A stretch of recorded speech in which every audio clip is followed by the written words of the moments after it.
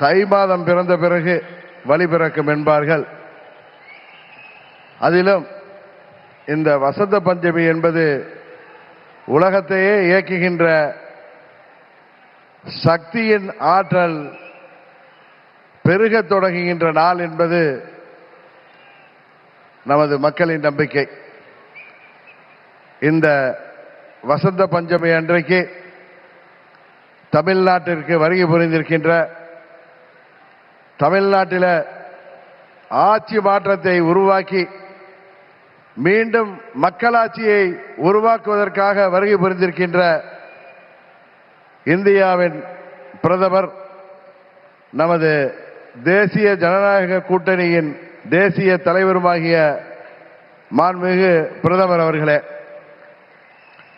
நமது தேசிய ஜனநாயக கூட்டணியின் தமிழ்நாடு தலைவர்,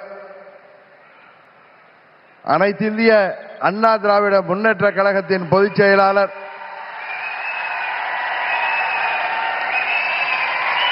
மாண்புமிகு எதிர்க்கட்சி தலைவர்,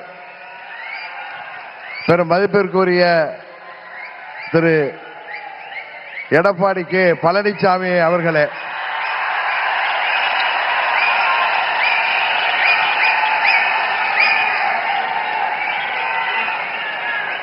மாண்புமிகு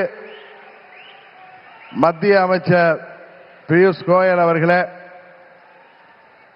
எனது அருமை நண்பர் மத்திய அமைச்சர் மாண்புமிகு எல் முருகன் அவர்களே, தமிழ்நாடு பாரதிய ஜனதா கட்சியின் தலைவர் எனது அருமை சகோதரர் நயினார் நாகேந்திரன் அவர்களே, பாட்டாளி மக்கள் கட்சியின் தலைவரும் முன்னாள் மத்திய அமைச்சருமாகிய டாக்டர் திரு அன்புமணி ராமதாஸ் அவர்களே, மற்றும் வருகை புரிந்திருக்கின்ற நமது தேசிய ஜனநாயக கூட்டணியின் அங்கம் வகிக்கின்ற தலைவர்களே, வருகை புரிந்திருக்கின்ற நமது தேசிய ஜனநாயக கூட்டணியின் நிர்வாகிகளே, செயல் வீரர்களே, வீராங்கனைகளே, உங்கள் அனைவரையும் அம்மா மக்கள் முன்னேற்ற கழகத்தின் சார்பில் இந்த நேரத்தில் எனது நெஞ்சம் நிறைந்த வணக்கங்களை தெரிவித்துக் கொள்கின்றேன்.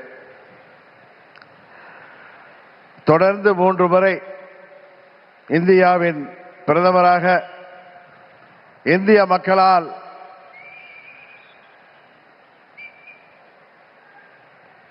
ஏற்றுக்கொண்டு இந்தியாவை உலக அரங்கிலே ஒரு சிறந்த இடத்திற்கு உயர்த்தி கொண்டிருக்கின்ற பாரத பிரதமர் அவர்கள் தமிழ்நாட்டிலே நடைபெற்றுக் கொண்டிருக்கின்ற இந்த மக்கள் விரோத குடும்ப ஆட்சியை முடிவுக்கு கொண்டு வர வேண்டும் என்கிற ஒரே நோக்கத்தோடு அம்மா மக்கள் முன்னேற்ற கழகம் இந்த கூட்டணியிலே வர வேண்டும் என்று அவர்கள் விரும்பினார்கள். இன்றைக்கு நாங்கள் முழுமனதோடு தமிழ்நாட்டிலே தேசிய ஜனநாயக கூட்டணியை தலைமையேற்றிருக்கின்ற மதிப்பிற்குரிய திரு எடப்பாடி கே பழனிசாமி அண்ணன் அவர்களை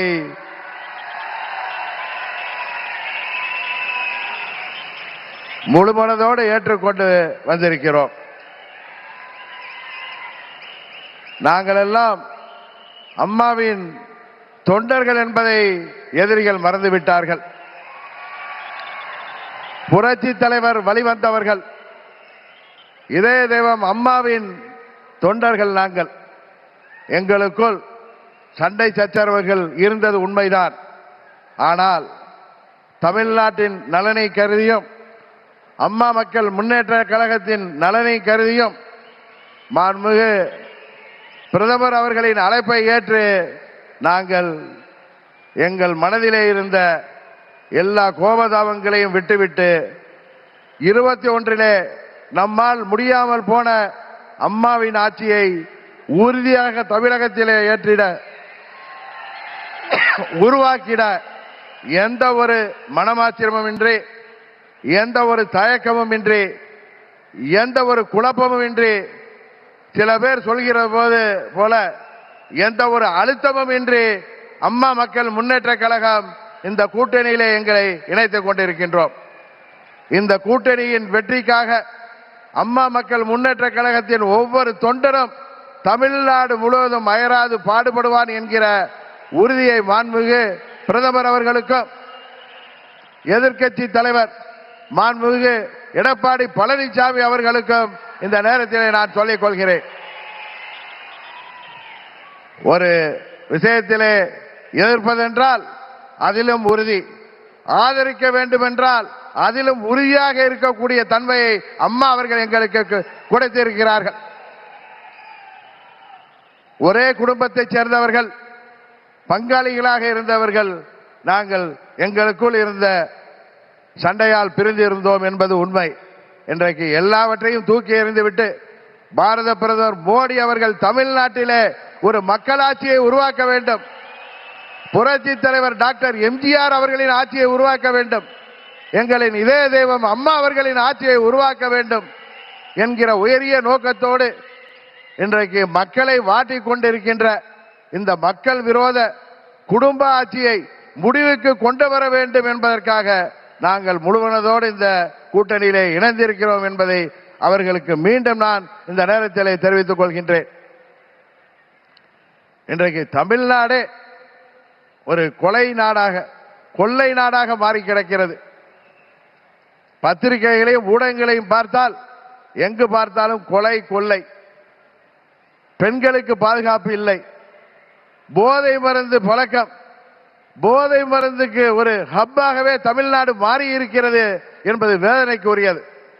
இன்றைக்கு அனைத்து தரப்பு மக்களும், அவர்கள் விவசாயிகளாக இருக்கட்டும், அரசு ஊழியர்களாக இருக்கட்டும், ஆசிரியர்களாக இருக்கட்டும், மருத்துவர்களாக இருக்கட்டும், செவிலியர்களாக இருக்கட்டும், ஏன் மாற்றுத்திறனாளிகள் கூட இன்றைக்கு போராடுகின்ற நிலையில இந்த மக்கள் விரோத ஆட்சி ஏற்படுத்தி இருக்கிறது. இங்கே மக்கள் எல்லாம் வருத்தத்தில் இருக்கிறார்கள். ஆனால் திரு ஸ்டாலின் அவர்கள் தனது மகன் உதயநிதி ஸ்டாலினை முதல்வராக்க துடித்துக் கொண்டிருக்கிறார். அதை, அந்த குடும்ப ஆட்சியை உறுதியாக நாம் முறியடிப்போம். தமிழ்நாட்டிலே மீண்டும் மக்களாட்சியை, புரட்சி தலைவர் ஆட்சியை, அம்மா அவர்களின் ஆட்சியை உறுதியாக உருவாக்குவோம் என்று கூறி